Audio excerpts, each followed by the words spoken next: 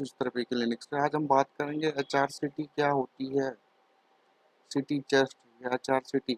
आजकल कोविड के चक्कर में बहुत एचआरसीटी, तो हाउ टू रीच एचआरसीटी वो हम आपको बताएंगे। तो एचआरसीटी की फुल फॉर्म होती है हाई रेजोल्यूशन कंप्यूटर टोमोग्राफी। ठीक है, इसमें हाईली रेजोल्यूशन से एक्सरे बीम डाली जाती है और उसके बाद चेस्ट की इमेजेस देखते हैं, चेस्ट लंग्स की इमेजेस सारी शो होती है। ठीक है, तो ये सारी इमेजेस आपको एचआरसीटी में मिलती है। अब क्या क्या डिफ्रेंशिएट करते हैं, कैसे कैसे करते हैं, वो मैं आपको बता रहा हूँ। ठीक है,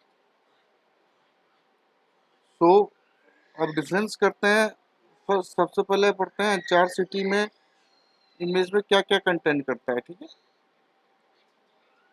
तो हाउ टू रीड एचआरसीटी, हम एचआरसीटी को कैसे आपको रीड करें। तो basic two types of concept, दो टाइप के कॉन्सेप्ट हैं।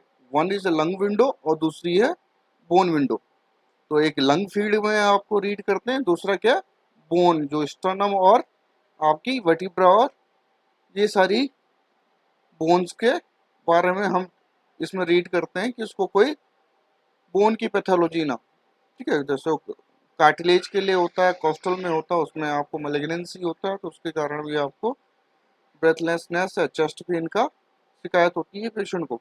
ठीक है, या रिब्स के टूटने की वजह से, तो उससे डिफ्रेंशिएट कर सकते हैं। अगर चेस्ट बोन की कोई पैथोलॉजी तो उससे भी डिफरेंस करें। चेस्ट डिफॉर्मिटी, फनल चेस्ट है, पिजन चेस्ट है, तो वो सारी चीज़ें आप बोन विंडो में क्लियर होती है। लंग विंडो में आपका ब्रोंकोथिसिस, एआरडीएस, ये सारी चीज़ें मैं अभी आगे आपको डिस्कस करूंगा।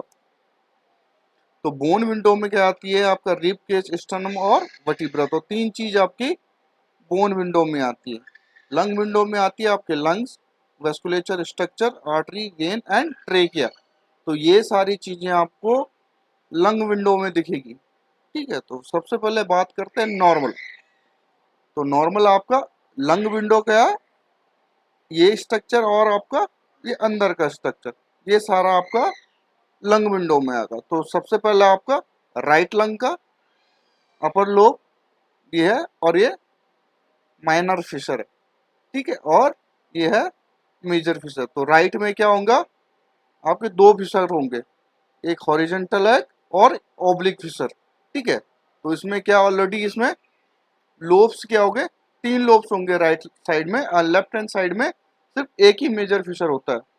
ठीक है, तो आप इसमें बात करते हैं मिडिल लोब, ये वाला आ गया आपको, फिशर भी आपको डिफ्रेंशिएट हो रहा है यहाँ पे। ठीक है, ये मेजर फिशर है और ये एयरवेज है। तो आपको आइडेंटिफाई करने के लिए एयर कहाँ पे दिखेगी, तो एयर एचआरसीटी में आपको ब्लैकिश कलर की दिखेंगी।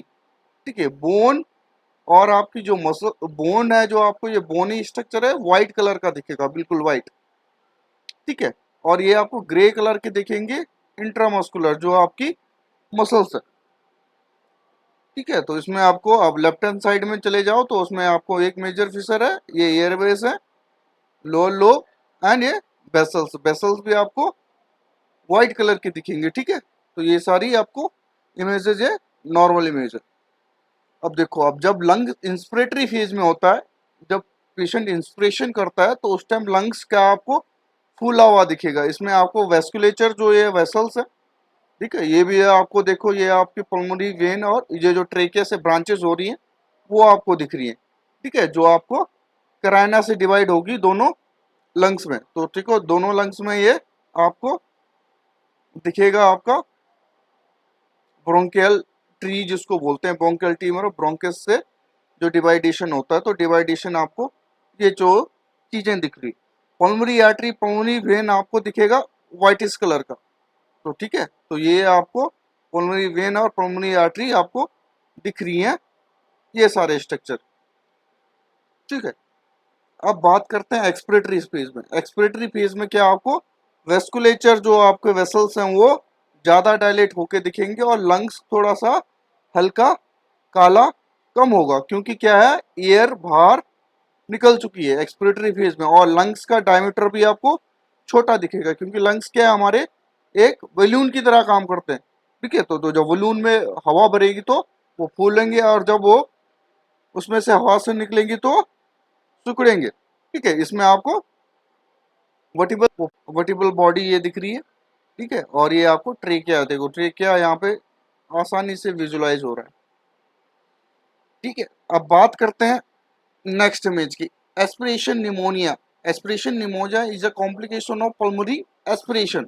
एस्पिरेशन निमोनिया मतलब आपका पेशेंट वेंटी हुए था, आपने उसको लेटे हुए या फीड दी या आपको वाटर उसके लंग्स में चले गया तो उसको बोलते हैं एस्पिरेशन निमोनिया। तो ये कॉम्प्लिकेशन है एस्पिरेशन निमोनिया का, पल्मोनरी एस्पिरेशन, ठीक है। तो pulmonary aspiration when your inhaled food, stomach acid and saliva into your lungs। तो क्या फूड आपका स्टमक एसिड और सलाइवा क्या आपके लंग्स में जा रहा तो पल्मोनरी एस्पिरेशन में पेशेंट जाएगा। You can also aspirate a food that travel to back of from the stomach to your oesophagus. तो आपको इससे एस्पिरेट कर सकते हैं, यू कैन सक्शन से आपको एस्पिरेट कर सकते हो या ब्रोंकोस्कोपी से एस्पिरेट करके उसको बाहर निकाल सकते हो, ठीक है। एस्पिरेशन निमोनिया की इमेज क्या दिखेगी आपको, ये तो इसका राइट लंग का एस्पिरेशन निमोनिया हो गया, ठीक है। तो राइट लंग में पूरा फीट जा चुका है। अब इसको मैंने बताया था कि एयर जहां पे नहीं मिलेगी वहां पे लंग वाइट होगा, ठीक है। तो उसमें ये वाला आपका इसका अपर लोब बचा, ठीक है, अपर लोब बचा और उसके साथ मिडिल और लोअर लोब आपका खत्म हो चुका है। जिसमें इसमें आपकी पल्मोनरी हाइपरटेंशन भी होगा, ठीक है। तो ये पल्मोनरी आपको ज्यादा विजुलाइज होगी, मतलब आपके जो पल्मोनरी आर्टरी पल्मोनरी वेन है वो हाइपरटेंस हो जाएगी, ठीक है, ड्यू टू एस्पिरेशन निमोनिया के। सेकंड आपका इंटरलोबुलर सेप्टल थिकनिंग, ठीक है। Interlobular septal thickening is a commonly seen in a patient of interstitial lung disease, ठीक है। तो इंटरस्टिशियल लंग डिजीज में आपको इंटरसेप्टल थिकनिंग दिखती है, ठीक है। Interstitial lung disease describe as a large group of disorder most which is cause to progressive scarring of lung tissue. तो ये क्या है, ग्रुप ऑफ डिजीज है, ठीक है। ये आपको आपके जब आपको ब्रांकल निमोनिया होती, निमोनिया के बाद ये स्कार फॉर्म बनना स्टार्ट हो जाता है, ठीक है।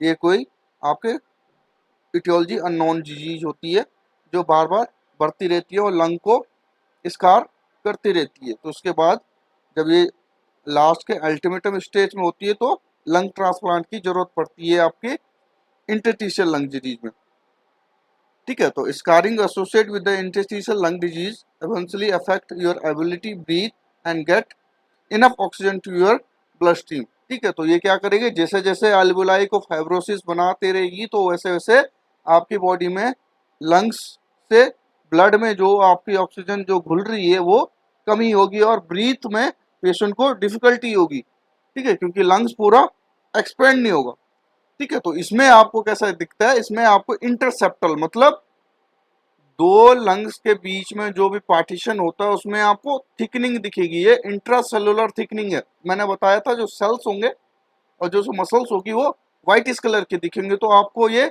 इमेज में आपको दिख रहा है खत्म होते जा रहा है, ठीक है। तो ये सेप्टम क्या है, बहुत सी ब्रॉड सी लाइन आपको दिखेगी लंग्स के अंदर अंदर, ये ट्री से ब्रांच से बनाएगी, ठीक है। सेम इमेज आपको ये सेप्टम को देखो, ये वाला डार्केस्ट दिख रहा है, ये दिख रहा है आपको, इधर दिख रहा है, ये दिख रहा है और ये दिख रहा है, ठीक है। तो ये इंटरस्टिशियल लंग डिजीज को आइडेंटिफाई करने HRCT में आपको देखना पड़ेगा उसकी लंग्स में लाइनिंग कितनी हो रही है, ठीक है। अब बात करते हैं प्लूरल इफ्यूजन की। Pleural effusion sometime referred as a water on the lungs, ठीक है। इफ्यूजन का मतलब होता है accumulation of water in your pleural cavity, ठीक है। तो प्लूरा में ऑलरेडी वाटर होता है लेकिन कभी कभी क्या होता है वो वाटर आपका इंक्रीज होता है, इंक्रीज होने के चांसेस ऑफ ट्रॉमा, ठीक है, फ्लूइड इम्बैलेंस और आपके कोई भी सर्जरी के बाद प्लूरल फ्यूजन होने के चांसेस होते हैं। तो कॉम्प्लिकेशन ऑफ के बाद जो आपको इफेक्ट दिखता है, तो build up the excessive fluid between the layer of pleura outside the lungs. तो प्लूरल कैविटी का काम क्या होता है, फ्रिक्शनलेस मूवमेंट कराती है आपको लंग्स को कि वो एक्सपेंड करना एंड एक्सेल करना। तो इसमें आपके लंग्स की फ्रिक्शनलेस मूवमेंट कराती है, ठीक है। तो ये एंड में जो फ्लूइड होता है नॉर्मली फ्लूइड क्या होता है, अगर उससे ऊपर अगर पेशेंट को जाता है तो पेशेंट सिम्टम करता है आपके ब्रेथलेसनेस, चेस्ट पेन, ये सारे सिम्टम पेशेंट को होने लगते हैं, पेशेंट की ऑक्सीजन लेवल कम होने लगती है। ठीक है, तो the pleural membrane thin membrane one side chest cavity lubricant है, ये मैंने आपको पहले बता दिया है कि इसको लुब्रिकेंट का काम करती है चेस्ट कैविटी और फैसिलिटेट करती है ब्रीदिंग का। तो इस वाली इमेज में आपको देखोगे जो वाटर हमेशा याद रखेंगे, जो भी आप हमारी वीडियो को देख रहे हैं वो याद रखेंगे, जो प्लूरल इफ्यूजन होगा उसमें क्या होगा कि लंग्स के लोअर पार्ट में वो वाटर आपको दिखेगा। ठीक है, तो इसकी एक जानने के लिए क्या सबसे अच्छा सिम्टम क्या है कि पानी जो होगा वो सबसे बॉटम में रहेगा। ठीक है, तो ये फ्यूजन में मतलब इसके लोअर लोब गए हैं, लोअर लोब में इनटेक बढ़ा है पानी का और वो पेशेंट को दिक्कत होगी ब्रेथलेस और फ्रिक्शनलेस मूवमेंट। ठीक है, तो ये आपको वाटर दिख रहा है नीचे की साइड।